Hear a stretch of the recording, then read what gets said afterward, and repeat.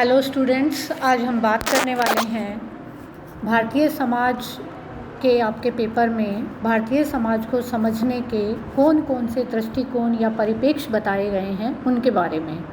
तो यहाँ पर हम यह देखते हैं कि भारतीय समाज को समझने के या उनके अध्ययन के दो दृष्टिकोण विशेष रूप से समाजशास्त्र में हमारे सामने आते हैं। क्योंकि हम जानते हैं समाजशास्त्र सामाजिक संबंधों का अध्ययन करता है। समाजशास्त्र के अंतर्गत समाज का क्रमबद्ध और व्यवस्थित अध्ययन किया जाता है और समाज जो है वो संबंधों की एक जटिल व्यवस्था को माना जाता है। तो अब यहाँ पर जब हम अध्ययन के दृष्टिकोणों की बात करते हैं तो हम समाजशास्त्र के जनक अगस्त कॉम्ट की बात से शुरुआत करते हैं, जिन्होंने ये कहा था कि समाजशास्त्र में स्थिरता और गतिशीलता दोनों को लिया जाना आवश्यक है। स्थिरता के रूप में वो कहते हैं कि संरचनाओं का अध्ययन किया जाना चाहिए और गतिशीलता के रूप में परिवर्तनों का अध्ययन किया जाना आवश्यक है। जब वो स्थिरता या संरचनाओं की बात करते हैं तो वो किसी भी समाज की संरचना और उसके कार्यों की बात करते हैं।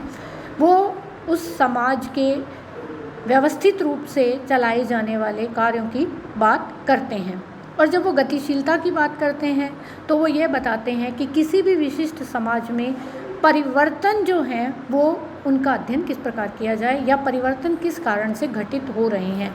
क्योंकि हर चीज़ परिवर्तनशील है, समाज भी परिवर्तनशील है, तो परिवर्तनों का अध्ययन जो है वो हमें एक नई दिशा प्रदान करता है। अब हम भारतीय समाज के जब शास्त्रीय दृष्टिकोण की बात करते हैं या पाठ्य टेक्सचुअल व्यू की बात करते हैं तो यहाँ पर हम यह देखते हैं कि इसमें लिखित सामग्री जो है वो उपयोग में ली जाती है। यह लिखित सामग्री भूतकालीन समाजों से के अध्ययन में भी उपयोगी होती है और वर्तमान समाजों के अध्ययन में भी उपयोगी होती है। इस लिखित सामग्री के द्वारा ही समाज की संरचना, प्रकार्य, गतिशीलता का अध्ययन किया जाता है और इसके लिए आवश्यक है कि इस सामग्री द्वारा हम भूतकालीन समाजों को समझकर जो हमारे वर्तमान के समाज हैं वहाँ तक पहुँचें।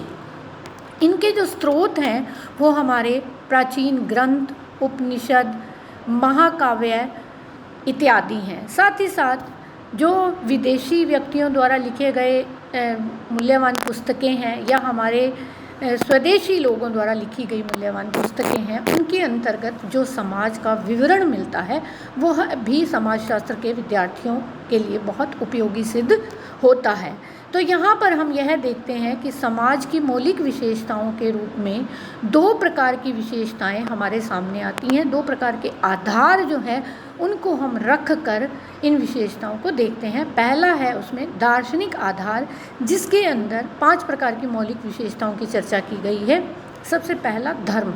जब हम धर्म की बात करते हैं तो भारतीय समाज में धर्म प्रकृति धर्म से लेकर कर्म कांडों तक बहुत विभिन्न रूपों में दिखाई देता है। यहाँ धर्म सामान्य धर्म, विशिष्ट धर्म, राजधर्म, मित्र धर्म, कुल धर्म, गुरु धर्म के रूप में अलग अलग रूपों में दिखाई देता है और इनकी अपनी अपनी विशेषताएं हैं कि इनका पालन किस प्रकार से किया जाना चाहिए।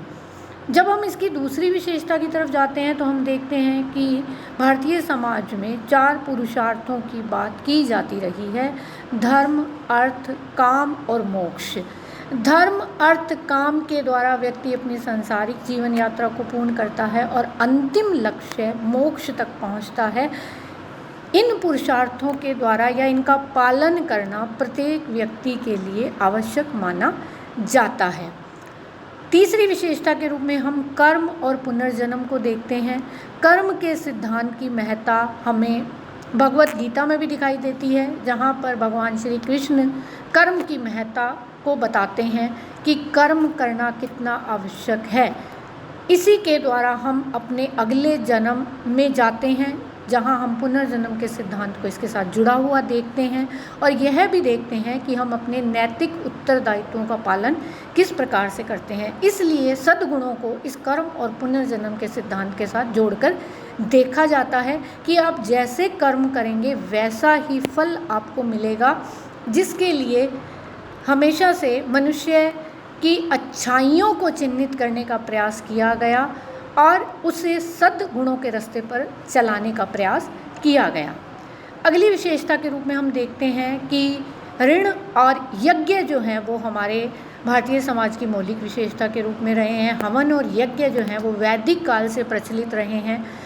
जब एक मनुष्य अपनी जीवन यात्रा को करता है तो ये माना जाता है कि वो 5 ऋणों को लेकर अपने साथ चलता है। उसके ऊपर देव ऋण, ऋषि ऋण, पितृ ऋण, अतिथि ऋण और नर या भूत ऋण जो है वो होता है, जिसको उसे उतारना होता है और वो विभिन्न माध्यमों द्वारा, विभिन्न अपने क्रियाकलापों द्वारा इन ऋणों की पूर्ति कर देता है।